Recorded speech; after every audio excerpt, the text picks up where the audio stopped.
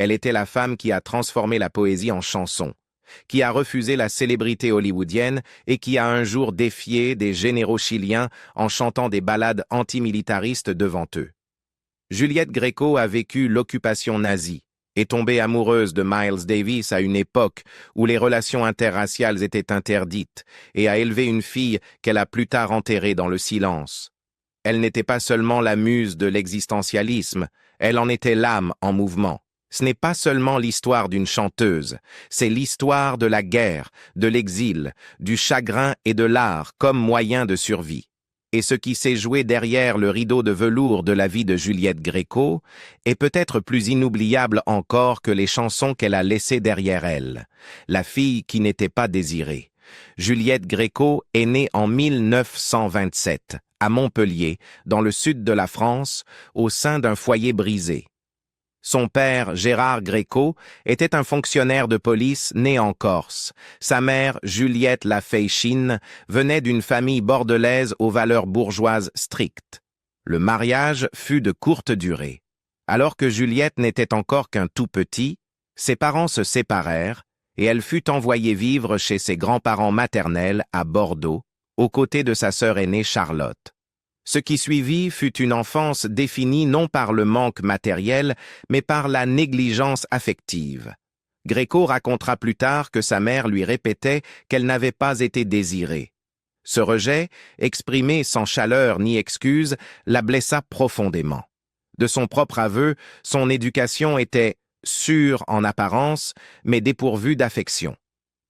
L'isolement émotionnel de ses premières années, en particulier la froideur maternelle, façonnera sa vision de l'amour, de l'art et de l'identité pour le reste de sa vie.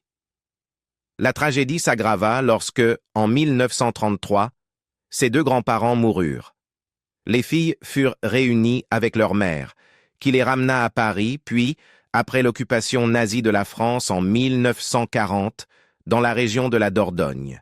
C'est durant cette période que sa mère s'engagea dans la résistance, aidant à coordonner des filières d'évasion vers l'Espagne et Gibraltar. Juliette, encore adolescente, poursuivait sa scolarité dans un couvent à Montauban, tandis que le climat politique autour d'elle devenait de plus en plus dangereux. En 1943, la vie de la famille s'effondra. La mère de Juliette et sa sœur furent arrêtées par la Gestapo en raison de leurs activités de résistance. Toutes deux furent déportées au camp de concentration de Ravensbrück, où elles restèrent jusqu'à la libération du camp en 1945. Juliette elle-même fut arrêtée peu après à Paris, avec sa sœur, devant un café de la place de la Madeleine. Elle fut interrogée, battue et emprisonnée à la prison de Fresnes. La Gestapo pensait qu'elle transportait des informations ou des documents. Profitant d'un bref moment de solitude, elle parvint à détruire les papiers que sa sœur lui avait confiés pour les mettre en sécurité. Elle fut finalement relâchée en raison de son jeune âge, mais l'expérience laissa des cicatrices psychologiques profondes. Dans ses écrits et ses entretiens ultérieurs, elle décrivit cet épisode comme la rupture définitive de ses dernières illusions concernant la sécurité, la famille ou la justice. À sa sortie, elle quitta seule les bureaux de la Gestapo, avec un ticket de métro en poche et nulle part où aller. Elle n'avait que 16 ans.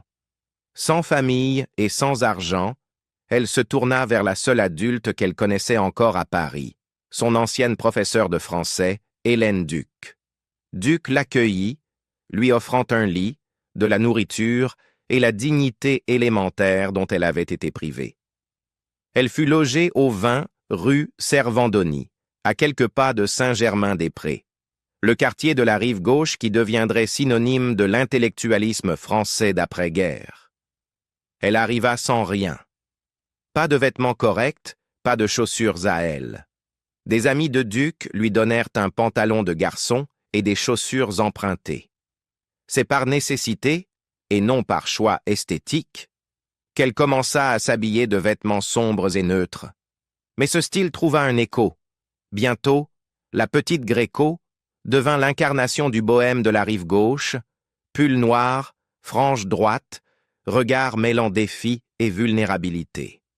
Saint-Germain-des-Prés ne fut pas seulement un refuge, ce fut une révolution. Les cafés étaient remplis de philosophes désabusés, de poètes revenus de tout, de soldats frustrés et de musiciens de jazz venus de l'étranger. Elle s'en rapprocha instinctivement, pas encore comme artiste mais comme auditrice. Son appartement était partagé avec des peintres et des étudiants. Elle gagnait de quoi manger en travaillant dans un théâtre, balayant la scène ou aidant en coulisses.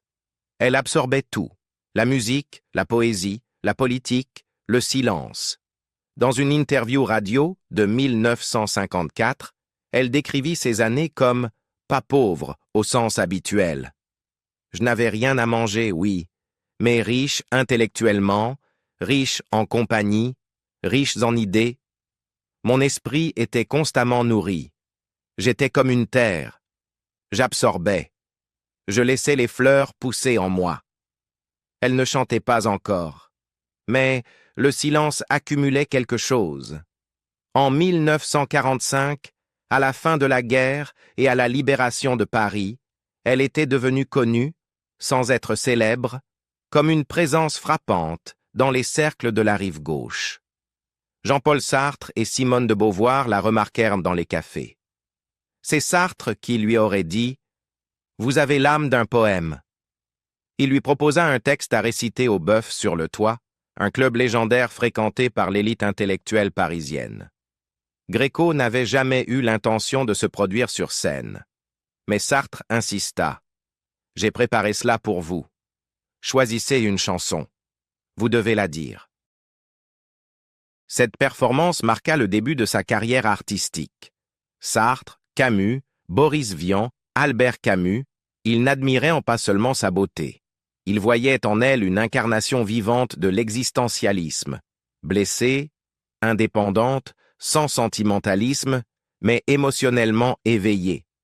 Sartre disait d'elle, Gréco a des millions de poèmes en elle, des poèmes qui restent à écrire. Pour lui, elle n'était pas une muse au sens décoratif. Elle était la preuve que l'art pouvait naître de la souffrance et que survivre pouvait devenir une philosophie en soi. La rose noire de la France. Juliette Gréco est devenue la voix de la France d'après-guerre, non parce qu'elle réclamait l'attention, mais parce qu'il était impossible de l'ignorer. Vêtue de noir, les yeux en feu, elle se déplaçait comme une ombre et parlait comme le tonnerre. Elle ne se contentait pas de chanter la poésie. Elle l'incarnait. Sa présence était minimaliste, mais son impact sismique. Chaque geste, chaque silence, chaque syllabe qu'elle prononçait portait le poids d'une génération qui avait souffert, interrogé le monde et survécu. Elle n'écrivait pas ses propres paroles. Elle se définissait plutôt comme une servante des dieux, les dieux étant les poètes et penseurs qu'elle vénérait. Jacques Prévert, Raymond Queneau, Jean-Paul Sartre, Boris Vian, Léo Ferré, Serge Gainsbourg. Gainsbourg écrivit « La javanaise pour elle ». Elle sauva « Je hais les dimanches », une chanson rejetée par Piaf, et en fit un succès.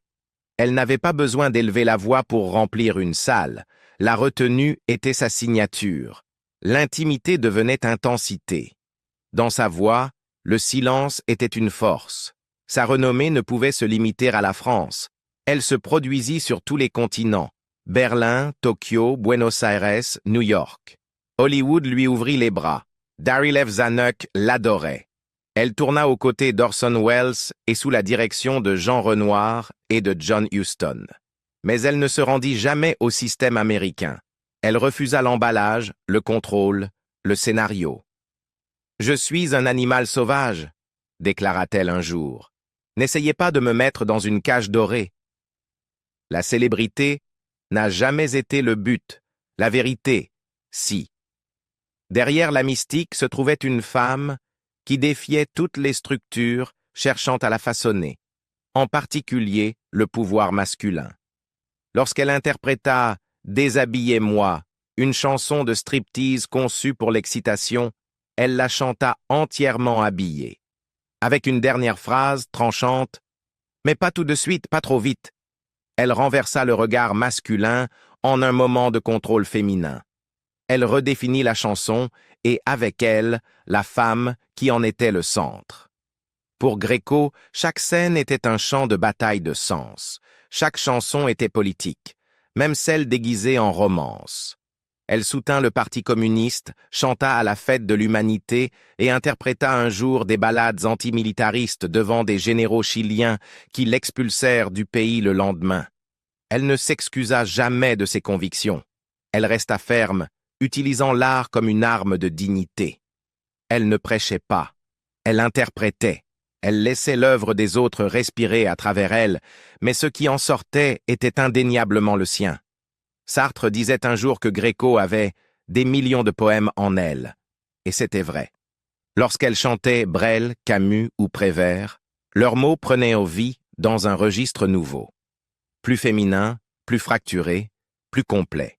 Elle n'était pas une muse, elle était un médium, l'instrument et la flamme. On lui demanda souvent pourquoi elle n'écrivait jamais ses propres paroles. Sa réponse désarmait « Parce que je suis là pour servir ». Mais ce n'était pas une soumission, c'était une révérence, une discipline, la conviction que l'art n'est pas l'expression de soi, mais une communion. Et pour Juliette, cette communion était sacrée. À travers elle, d'autres trouvèrent leur voix. Par sa voix, d'autres se sentirent vus. Et pourtant, sa plus grande rébellion fut peut-être son refus de céder à l'amertume. Elle en avait les raisons, plus que la plupart. Son enfance avait été froide et brisée. Sa jeunesse marquée par la guerre, la prison et l'exil. Sa vie adulte fut transpercée par la mort de sa fille unique, Laurence Marie, en 2016, après une longue maladie.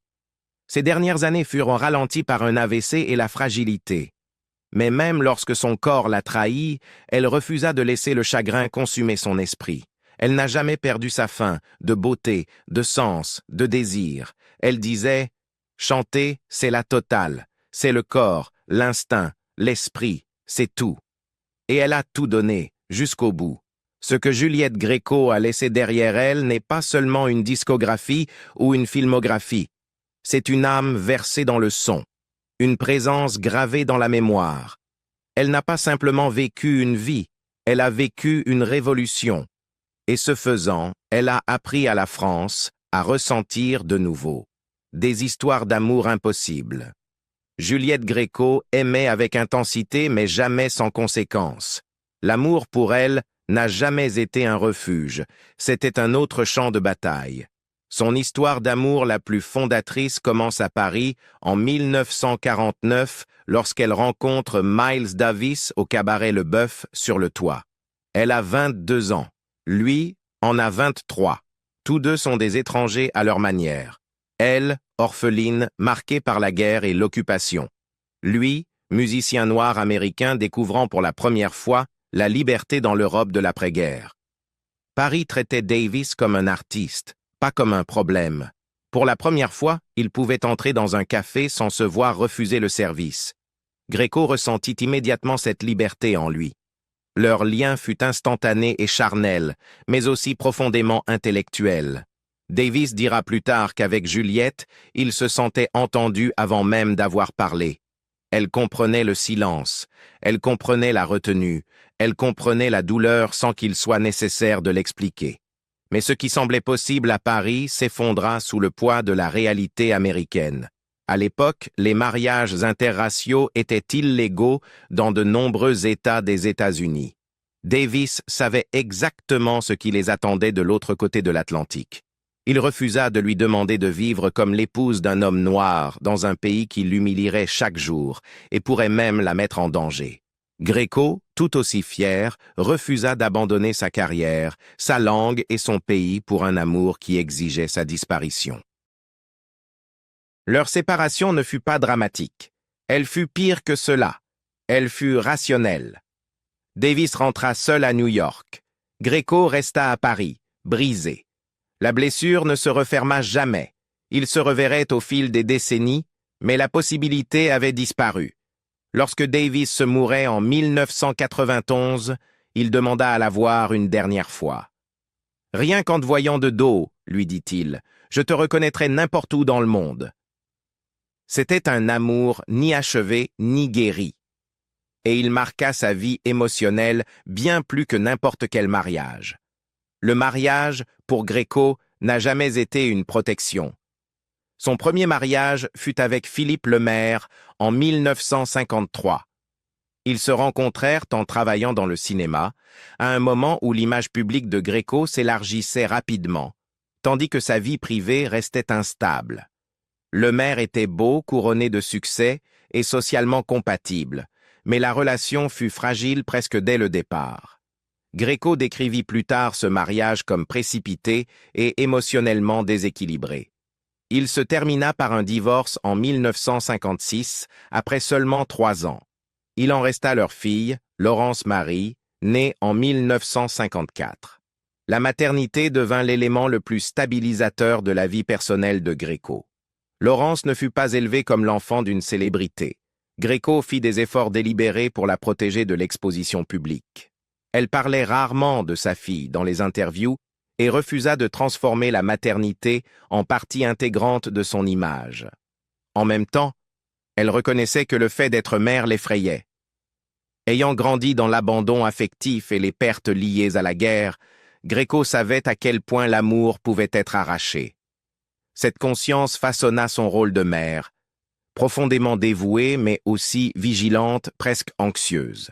Laurence demeura le centre émotionnel de sa vie jusqu'à sa mort, des décennies plus tard. Son second mariage, avec Michel Piccoli, débuta en 1966 et dura jusqu'en 1977. Cette relation était fondamentalement différente. Piccoli comptait parmi les acteurs les plus respectés de France, intellectuellement brillant, politiquement engagé et émotionnellement complexe. Leur union reposait sur l'admiration mutuelle plutôt que sur le confort domestique. Les proches décrivaient leur vie commune comme un échange permanent d'ironie, de débats et de provocations. Ils partageaient des engagements politiques et des cercles artistiques, mais leur tempérament s'opposait souvent. Gréco était directe et intransigeante. Piccoli, plus retiré, ironique et réservé. Avec le temps, la tension éroda le mariage. Après leur séparation, Piccoli reconnut plus tard que la rupture l'avait profondément affecté, même s'il le montrait rarement en public. Gréco, de son côté, ne dramatisa jamais la fin de la relation, mais ne la réécrivit jamais non plus. Son dernier mariage, avec Gérard Joannest, représenta un réajustement tardif. Joannest, surtout connu comme le compositeur et pianiste de longue date de Jacques Brel, faisait déjà partie de la vie professionnelle de Gréco depuis des années avant qu'ils ne deviennent un couple. Leur relation se développa lentement, ancrée dans le travail partagé plutôt que dans l'urgence romantique. Lorsqu'ils se marièrent, en 1988, ils étaient déjà tous deux établis, indépendants et pleinement formés. Avec Joannest, Gréco trouva la stabilité sans la capitulation. Il l'accompagnait sur scène, structurait ses spectacles et lui offrait une présence constante hors scène. Leur mariage dura jusqu'à la mort de Joannest en 2018. Mais la perte la plus dévastatrice de la vie de Juliette Gréco ne fut pas celle d'un amant. Ce fut celle de son enfant. En 2016, Gréco subit 2 ruptures irréversibles la même année. La première fut privée et absolue. Sa fille unique, Laurence Marie Lemaire, mourut après un long combat contre le cancer à l'âge de 62 ans. Laurence n'était pas une figure publique. Elle travaillait dans l'ombre comme script superviseuse et vivait largement en dehors des projecteurs. Gréco choisit de ne pas annoncer la mort de sa fille à l'époque. Pendant 4 ans, elle continua à donner des interviews, à assister à des événements culturels et à évoquer de futurs projets sans jamais mentionner la perte. Les proches expliquèrent plus tard que ce silence était délibéré, non pas un déni, mais un confinement. Elle refusa de laisser le chagrin le plus intime de sa vie devenir une matière publique. Lorsqu'elle en parla enfin dans une interview accordée à Télérama en 2020, le langage était dépouillé de toute métaphore. « La vie m'a donné une fille, dit-elle, et puis elle me l'a reprise. » Elle décrivit cette perte comme quelque chose qui brise l'ordre naturel, un renversement qui ne peut être intégré, seulement enduré. Les amis notèrent qu'après la mort de Laurence, Gréco devint plus retirée, plus prudente dans la conversation, et visiblement moins animée lorsqu'elle parlait de l'avenir. Le centre émotionnel qui l'avait ancrée pendant des décennies avait disparu. La seconde rupture suivit presque immédiatement.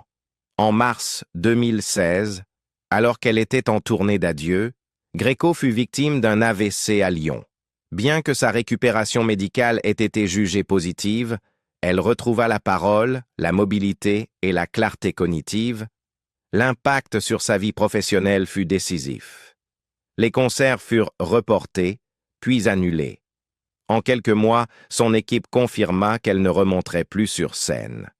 Pour une artiste qui avait répété que chanter n'était pas un métier mais une nécessité biologique, les conséquences furent profondes. Gréco décrivait le chant comme l'acte total, le corps, l'instinct, l'intelligence. Sans lui, ses journées perdirent leur structure. Il ne s'agissait pas d'une retraite volontaire, c'était un retrait imposé, né de la convergence entre la vulnérabilité physique et un deuil impossible à traiter. Après 2016, Juliette Gréco vécut discrètement dans sa maison de Ramatuelle. Elle donna moins d'interviews, ne parla plus de projets et évita autant que possible les cérémonies publiques. Ceux qui lui rendirent visite décrivaient une femme toujours lucide, vive et tranchée, mais intérieurement transformée. Elle ne parlait plus de retour sur scène. La perte de sa fille, suivie de la perte de sa voix dans la vie publique, marqua la véritable fin de son existence artistique. C'était la seule douleur qu'elle ne pouvait ni réinterpréter, ni transformer, ni jouer. Et elle l'accompagna jusqu'au bout, une vie qui refusa de s'éteindre dans le silence. Juliette Gréco n'a jamais cru à la nostalgie. Même dans ses 80 ans, elle enregistrait encore avec des artistes plus jeunes comme Abd al-Malik et Benjamin Biolay.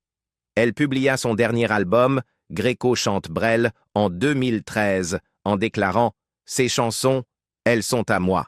Elles disent ma vérité. » En 2015, elle annonça sa tournée d'adieu, justement intitulée « Merci ». « Je veux quitter la scène avant de devenir pitoyable », disait-elle. Elle chanta à Berlin, Montréal, Tel Aviv, Milan, Paris, toutes les villes qui l'avaient façonnée. Mais la tournée s'interrompit brutalement en mars 2016, lorsqu'elle fut victime d'un AVC à Lyon. Elle se rétablit, mais ne remonta jamais sur scène. Elle passa ses dernières années à Ramatuelle, dans le sud de la France, dans une maison paisible où l'on entendait la mer au loin. C'est là qu'elle accorda l'une de ses dernières interviews en 2020, quelques mois avant sa mort. « Chanter me manque terriblement », confia-t-elle à Télérama. « C'est ma raison d'être. Ma peur n'est pas la mort, c'est de ne pas être aimée. » Elle s'éteignit le 23 septembre 2020, à l'âge de 93 ans, entourée de sa famille. Ses obsèques furent célébrées en l'église de Saint-Germain-des-Prés, le lieu même où son mythe avait commencé. Elle fut enterrée aux côtés de Gérard Joannest, comme elle l'avait souhaité. Les dernières années de Gréco furent remplies de silence, mais non de renoncement. Sa voix s'est tue sur scène, mais jamais dans le monde. Juliette Gréco n'a pas seulement survécu au monde, elle l'a affronté, l'a aimé profondément et a chanté à travers sa douleur. Même lorsque la vie lui a tout pris, la santé, sa fille, le passé, elle a rendu quelque chose de plus durable, du sens, dans chaque note. Elle n'a jamais demandé à être adorée, seulement à être entendue. Et en l'écoutant, nous avons retrouvé des fragments de nous-mêmes. La vraie question n'est peut-être pas de savoir comment elle a enduré tant d'épreuves, mais comment elle a tout transformé en musique sans jamais perdre son feu. Si son histoire vous a marqué, laissez-la vivre à travers d'autres. Partagez cette vidéo, laissez un commentaire et abonnez-vous pour découvrir d'autres histoires méconnues qui méritent d'être racontées à voix haute.